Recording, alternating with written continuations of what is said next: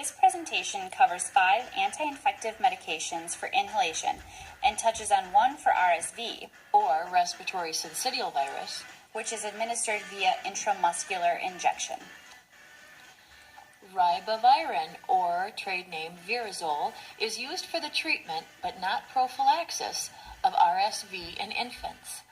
RSV is a common virus that more than half of all infants are exposed to by their first birthday, but most children are able to fight it off effectively on their own. RSV in children can result in either bronchiolitis or pneumonia. The virus causes cells to form large, multinucleated cells known as syncytium. The virus is spread easily by personal contact or hand contact with fomites, so guess what the best prevention is? Hand washing. As per the American Academy of Pediatrics, ribavirin is not generally recommended for routine RSV infection, but it may be considered for life-threatening infections. And actually, the Agency for Healthcare Research and Quality, an agency that's within the U.S. Department of Health and Human Services, has designated ribavirin as being, quote, possibly ineffective. The white powder medication is reconstituted in 300 mils of sterile water and delivered with a specialized aerosol generator called a SPAG, which means small particle aerosol generator. The treatment providers must take extreme care to prevent exposing themselves to the medication when nebulizing the solution for patients due to its mutagenic and carcinogenic effects in animal studies. Watch for worsening of patients' pulmonary or cardiac function while you're giving the treatment, and also it's not recommended to use it in conjunction with a ventilator due to the clogging of the sensors and the expiratory valves, but there have been studies done that show that this has been done with success. Palivizumab, also known as Synagis, is an intramuscular injection used in prevention of RSV. Notice prevention, not treatment. This is in children at high risk for developing serious symptoms from this common virus. Contraindications include allergies to any part of the drug, which you'll notice to be a common trend throughout medicine and through our PowerPoint as well. P. aeruginosa colonization occurs in about 90% of patients with CF at some point during their lives, and it's an important contributor to the vicious cycle of infection and inflammation, leading to bronchiectasis and eventual respiratory failure. We read about that in Patty's class, right? That vicious circle. Oh, the vicious circle, that mucus clearance that's incredibly important to stay on top of. For all of you microbiology fans out there, here's some fun information for you. You know, that gram-negative, rod-shaped, all those good things that green, glowing, all over. Gotta love that micro. This medication has not been tested in patients under the age of 6, nor has it been tested in the geriatric population. If geriatric patients are being treated with Toby, adjustments need to be made to the dosing to account for other age-related problems that they may have, including examples such as kidney problems. Another thing to take into consideration with Toby is not to mix this medication with other meds in the nebulizer. And you should take tobramycin after other therapies such as chest, physical therapy, and other inhaled medications such as bronchodilators. Now, aminoglycosides are a family within the realm of antibiotics. So one thing that we want you to know here is caregivers need to beware. Potential is available for development of resistant organisms in the hospital. That's something we've come across with MRSA and VRE. We want to avoid those, the resistant organisms from developing. Also, pregnant or potentially pregnant caregivers or family members need to use extreme caution, as this family of the antibiotics, the aminoglycosides, can cause fetal harm. Another aerosolized antibiotic that's used for the treatment of infections caused by P. aeruginosa in cystic fibrosis patients is called aztreonam. The trade name is Caistin. Aeruginosa occurs widely in our environment, including hospital settings. Serious infections occur in about 90% of all cystic fibrosis patients at some point or points in their lives. I don't know about you guys, but looking at this picture here of empyema, that pus in the pleural cavity, that's not something I would ever want to have. I certainly wouldn't want to see my patients walking around with that. So we definitely need to do all that we can do to, prevent those bugs from getting into their system, take care of them as best we can. Yep, and staying there and growing that vicious cycle of clogging and infection in the airwaves. Aztreonam is reconstituted and nebulized to patients age 7 and over 3 times a day for 28 days. That's a long treatment period. That sure is. It's not a treatment I would be looking forward to. No, not 3 times a day for a month. Healthcare providers need to be aware that there have been serious, severe allergic reactions to the injected form of aztreonam, and that the same side effects could be experienced by individuals receiving aerosolized treatments. That's scary. Yeah, well, it's something to be aware of anyway.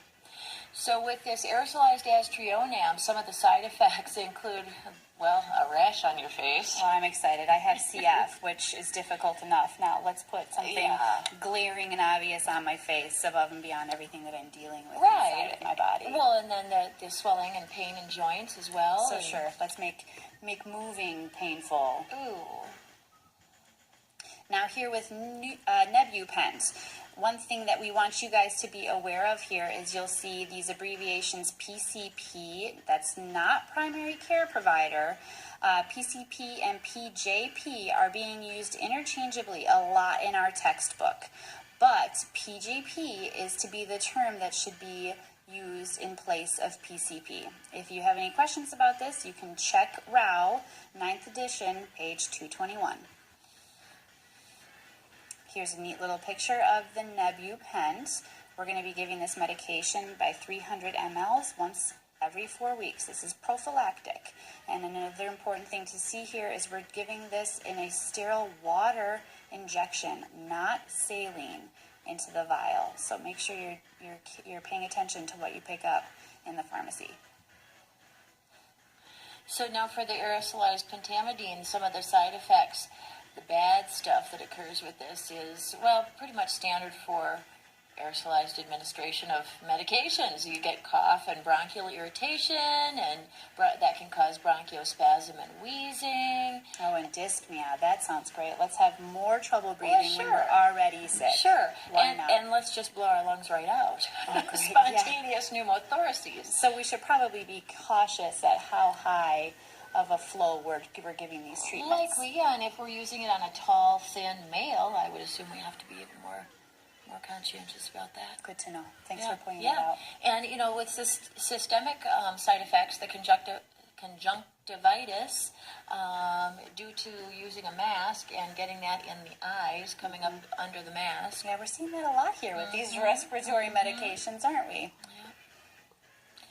So here's another one that will get you. This aerosolized pentamidine will cause... That's that cough. That's the cough in those TB patients. That is, yeah. So the practitioner, beware for yourself of the TB exposure from HIV patients, because this stuff can make you cough.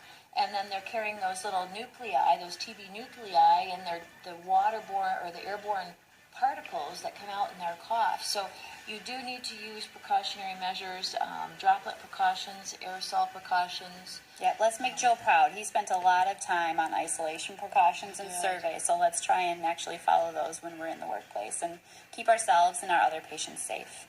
Now here we'll see a mention from 2013, the U.S. Center for Disease Control.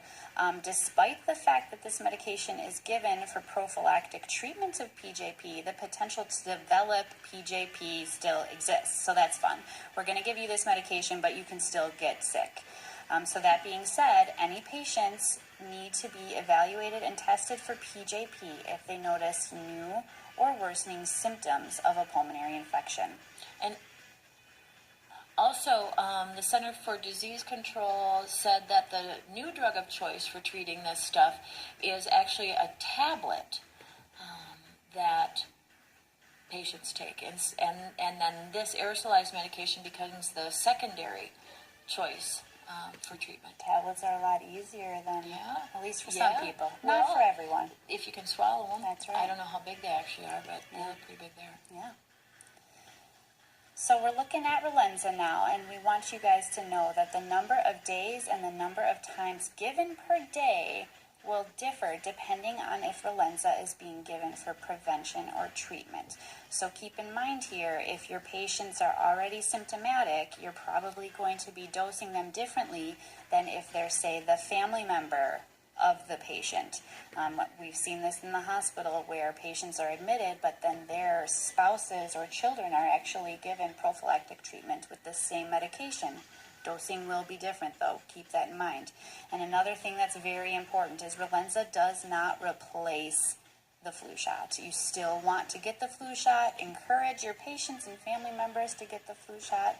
Obviously, people have their own personal reasons if they choose not to, but it's very important to do. And, you know, we all get that. It is required. For us to even be in there. Keep that in mind. So with inhaled zanamivir, or Relenza, let's just call it Relenza, that's easy. Some of the contraindications included here are patients with chronic lung disease shouldn't be taken by COPD patients or asthma patients because bronchospasm and worsening lung function could develop. So let's give it some. Wait, give I them think something we've to heard that make before. them feel better. It's going to make them feel worse. So bronchospasm is another very common side effect here. We may need to take into consideration some other treatments we can give to help make these better tolerated. Yeah, the bronchodilators ahead of time, I would suppose. Absolutely. And that's the end. That's the end, guys. Thanks for listening.